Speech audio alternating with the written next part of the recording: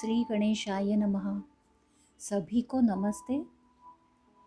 वक्रतुंड महाकाय सूर्यकोटि समप्रभ निर्विघ्नं कुरु मे देव सर्वकार्येषु सर्वदा। आप सभी को मेरा प्रणाम। जैसे आप सभी जानते हो कि मैं ज्योतिषी हूँ और मैं डाउजिंग करती हूँ और साउंड फ्रीक्वेंसी मास्टर भी हूँ। तो पिछले कई महीनों से मेरे पास सबसे ज़्यादा जो क्लाइंट्स आ रहे हैं वो है anxiety, fear, mood swings, confidence चला गया, या फिर हार्मोन्स के लेडीज़ के हार्मोन्स की प्रॉब्लम्स है, हस्बैंड वाइफ के झगड़े हैं, फैमिली में झगड़े हैं, या सब कुछ ठीक है फिर भी कुछ अच्छा नहीं लग रहा है। ऐसे बहुत सारे केसेस, 90% केसेस मेरे पास ऐसे ही आ रहे हैं और मैं उनको सॉल्यूशन दे रही हूँ by using astrology, sound frequency और काउंसलिंग। बहुत सारे केसेस सॉल्व भी हुए हैं, लेकिन हर एक को एक ही चीज़ बार बार बताने से मैंने सोचा कि एक इस पे लेक्चर ही दे दूँ। तो ये जो एंजाइटी है, फियर है, मूड स्विंग्स है, कॉन्फिडेंस चला जाना, या फिर अनसर्टनिटी, एक वो भी डर रहता है, इसका कारण क्या सिर्फ कोरोना या लॉकडाउन है? जी नहीं, बिल्कुल नहीं, सिर्फ यही कारण नहीं है। इसका कारण है ह्यूमन रेजोनेंस जो है वो बढ़ गया है। मैंने अपने इंस्टाग्राम चैनल पे अप्रैल महीने में प्रेडिक्शन पोस्ट किया था, जिसमें मैंने बताया था कि अगले कुछ महीनों में अर्थक्वेक मीन्स भूकंप होने वाले हैं, साइक्लोन आने वाले हैं और बहुत सारी वॉरलाइक सिचुएशन भी होने वाली है। तो ये प्रेडिक्शन मैंने पोस्ट किया, वो सच भी हो रहा है। इसका बेस एस्ट्रोलॉजी तो है, no doubt in that, but एक ह्यूमन रेजोनेंस का जो एक मैपिंग रहता है वो भी मैंने रिसर्च किया और ये डेली मेरा रिसर्च चलता रहता है कि ह्यूमन रेजोनेंस कितना है, अभी फ्रीक्वेंसी क्या है अर्थ की। ये सब नासा के साइट पे सभी अवेलेबल है। तो इससे मैंने ये प्रेडिक्शन किया था जो सब सच हो रहा है। तो अभी हम जानते हैं कि ह्यूमन रेजोनेंस क्या है। ह्यूमन रेजोनेंस ये एक अर्थ की, अपनी पृथ्वी की हार्ट बीट है। अर्थ की एक अपनी फ्रीक्वेंसी है जिसे हम बेस फ्रीक्वेंसी भी बोल सकते हैं। अभी विकिपीडिया पे ह्यूमन रेजोनेंस के बारे में क्या लिखा है जानते हैं। Human resonance is made of naturally occurring extremely low frequency electromagnetic waves that occupy the cavity or space located below the ionosphere. Or NASA says the ionosphere, what is ionosphere? The ionosphere is the layer of electrons, molecules and ionized atoms stretching from about 30 miles above this earth's surface to just the edge of space. मतलब human resonance एक extremely low frequency electromagnetic waves है। आप ध्यान से सुनिए, low frequency ऐसे बताया है इसमें, और वो एक कैविटी है बिटवीन अर्थ के आयोनोस्फीयर जो है, अर्थ एंड स्पेस के बीच में जो लेयर आता है जिसमें इलेक्ट्रॉन्स, मॉलिक्यूल्स, ये सब एटॉम्स होते हैं, उसमें ये ह्यूमन रेजोनेंस की इलेक्ट्रोमैग्नेटिक फ्रीक्वेंसी के वेव्स है। अभी इसका हमसे क्या रिलेशन है? हमारी जो ह्यूमन की ब्रेन वेव एक्टिविटी होती है वो ह्यूमन रेजोनेंस की 0.34 to 4 हर्ट्ज इसमें आती है, वो रेंज है इसकी, ठीक है। और ये सब फ्रीक्वेंसीज का हम पे इफेक्ट होता है because of the planets, they are always in a speed, the speed also changes frequently. फिर हमारी अर्थ है वो भी सूर्य से प्रदक्षिणा करती है। तो तो ये सन है, कॉस्मोस है, और अर्थ की अपनी अर्थ जनरेटेड फ्रीक्वेंसीज होती है due to any kind of atmospheric changes या एनी काइंड ऑफ चेंजेस या ह्यूमन, हम लोग जो बदलाव करते हैं बहुत सारे वातावरण में, उसके वजह से भी अर्थ की फ्रीक्वेंसी में भी चेंजेस आते हैं। ये सारे चेंजेस का, बदलाव का परिणाम हम पे होता है। अर्थ की फ्रीक्वेंसी का होता है, शूमन रेजोनेंस का होता है, सारे प्लैनेट्स जो उनका स्पीड है, पोजीशन है, उसकी वजह से होता है। और हमारी अर्थ की जो पोजीशन है in the space which is always in a momentum, अयनांश हम बोलते हैं, तो इसकी वजह से हमेशा वो परिणाम होता रहता है कंटिन्यूस। आई नो कि वक्री ग्रह हर साल आते हैं, आई नो कि बहुत सारा ये होता रहता है, बट अयनांश एक एस्ट्रोलॉजी का ऐसा फैक्टर है जिसमें अर्थ की स्पीड और मोमेंट और पोजीशन चेंज होती है हर साल, हर वक्त, सेकंड्स में। तो ये नैनो एस्ट्रोलॉजी हो गया। अभी हमारा जो डीएनए है, it acts as an antenna, और वो एंटीना बन के ये सारा जो सोर्सेस से जो भी इफेक्ट है फ्रीक्वेंसीज का, ये कंप्लीट हम unknowingly we absorb everything. We are not at all aware of whatever we are absorbing every second.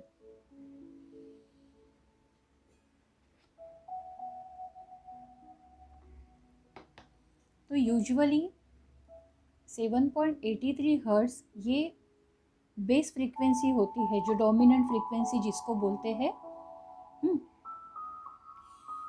जिससे हम हमारा जो ह्यूमन का अस्तित्व है उसमें, और वो एक बाहर की जो फ्रीक्वेंसी है ईथर में, स्पेस में, और अर्थ की फ्रीक्वेंसी, उसमें एक हार्मनी क्रिएट होती है because of the 7.83 hertz frequency. तो ये अर्थ की जो बेस फ्रीक्वेंसी 7.83 है, और हमारी ब्रेन वेव जो रिदम है वो 10.5 हर्ट्ज होती है। Human brain wave rhythm is 10.5 hertz. तो ये एवरेज फ्रीक्वेंसी है। और शूमन रेजोनेंस और इसका देयर इज़ अ हार्मनी, एक रिदम है, और हमारा एक नियमित रूप से एक सिस्टम से सारा चल रहा है। उसके अनुसार हमारी जो भावनाएं हैं, हमारे हेल्थ इश्यूज है, मतलब हमारे बॉडी माइंड एंड सोल ऐसे रिएक्ट करता है। I am sorry for the words.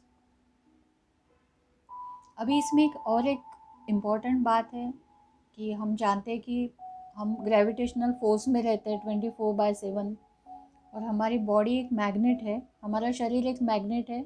उसमें बहुत सारे ऐसे, उसमें आयन है, जिंक है, ऐसे सारे एटम्स और ये भी होते हैं सारे। ग्रेविटेशनल फोर्स की वजह से हम अर्थ से भी कनेक्टेड है। जो भी ईथर में जो भी इलेक्ट्रोमैग्नेटिक वेव्स है उसका भी इफेक्ट हम पे होता रहता है। तो अभी क्या हुआ है, रिसेंटली क्या हुआ है? अभी रिसेंटली एक तो 6 प्लैनेट्स रेट्रोग्रेड है। इसकी वजह से पूरे जो ब्रह्मांड में बहुत बड़ा बदलाव है। प्लूटो का भी जो है ट्रांजिट हुआ है। और जो शूमन रेजोनेंस है उसमें 20 टाइम्स वो बढ़ गया है, उसका spike is more than we imagine. वो अभी 156 हर्ट्ज है। ये पिछले कुछ महीनों में ही हुआ है, या सालों में बोल सकते हो। 2013 से ये बढ़ना शुरू गया। अभी लास्ट फ्यू मंथ्स में बहुत लार्ज स्पाइक इसमें आ गया। There was a large spike in a power. वो 156 हर्ट्ज है। इसीलिए हम ना कि कोरोना बट अर्थक्वेक हो रहे हैं, स्टॉर्म्स आ रहे हैं, बहुत सारे नेचुरल जो कैलामिटीज़ है वी आर ऑल्सो एक्सपीरियंसिंग।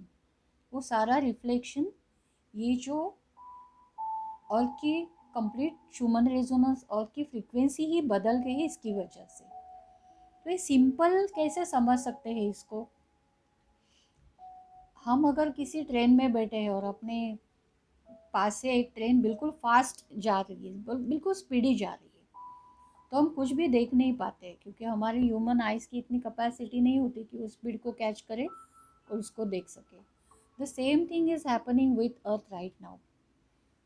ये जो फ्रीक्वेंसी इतनी बढ़ गई है कि हमारी मन की भावनाएं, हमारे शरीर है, उसको वो हारमोनी बदल गई। We are not in that harmony, we are not in that rhythm, we are not in that sequence which was earlier. और इसमें इन एडिशन टू दिस क्या हुआ है, लोगों का बाहर जाना बंद है। लोगों का रूटीन एक फिक्स था वो भी बंद है। जिम में नहीं जा रहे, योगा नहीं कर रहे। लोगों का लोगों से मिलना, जो एक ह्यूमन टच होता है, फीलिंग्स का जो शेयर करना होता है, वो मिसिंग है। लोग शॉपिंग नहीं कर रहे, फंक्शंस नहीं है, पार्टीज बंद है, और आगे का पता नहीं क्या होगा, कुछ भी भरोसा नहीं है। इसकी वजह से ये सारी चीज़ों का एक साथ से इफ़ेक्ट हो रहा है, और इसका बेसिक रीज़न जो है वो ह्यूमन रेजोनेंस ही है।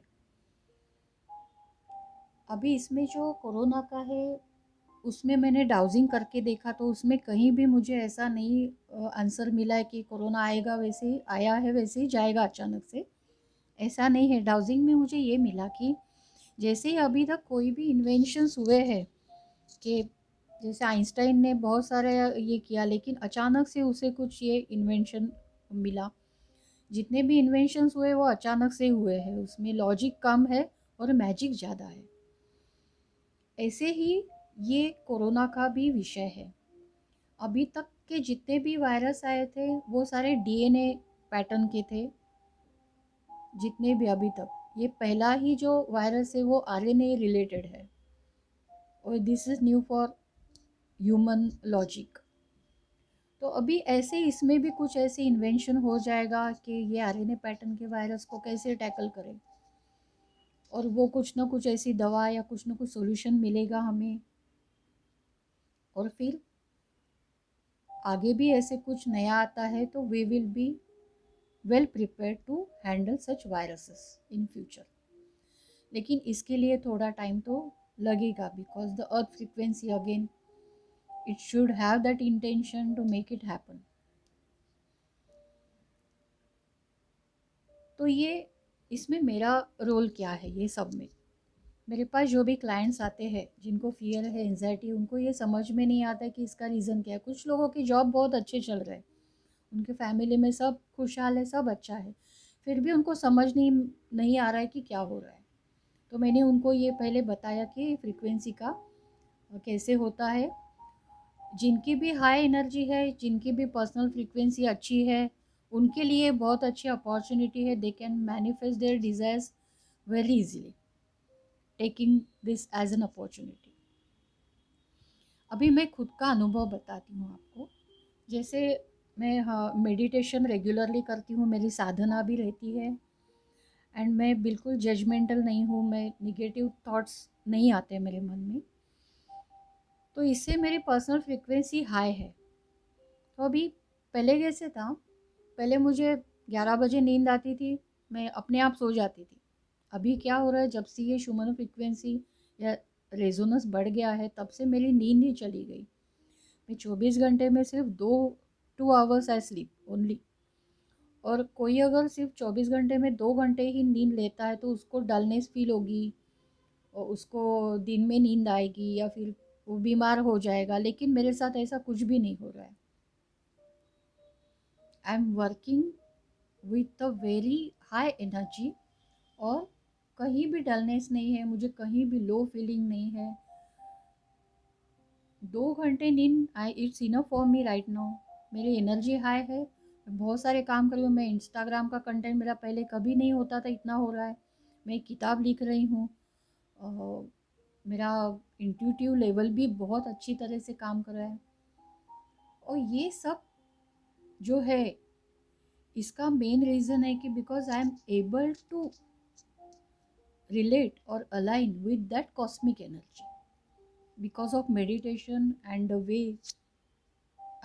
I have been doing.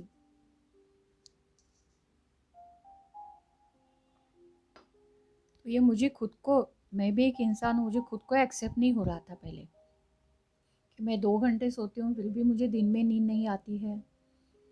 मैं रात को 12-12 बजे तक लोगों से बात करती हूँ, अभी लोगों के प्रॉब्लम सुनती हूँ, उनको मदद करती हूँ। जितनी कोशिश है उतना हो सकता है हर एक को मदद करने की कोशिश कर रही हूँ अभी। सबको पर्सनलाइज साउंड फ्रिक्वेंसी के मेरे सेशंस दिन भर चलते हैं। लोगों को बहुत आराम मिल रहा है, लोगों में बदलाव आ रहा है। मैं बहुत खुश हूँ कि ये मुझे एक नेचर ने अपॉर्चुनिटी दी है और मैं ये सबकी सेवा कर रही हूँ।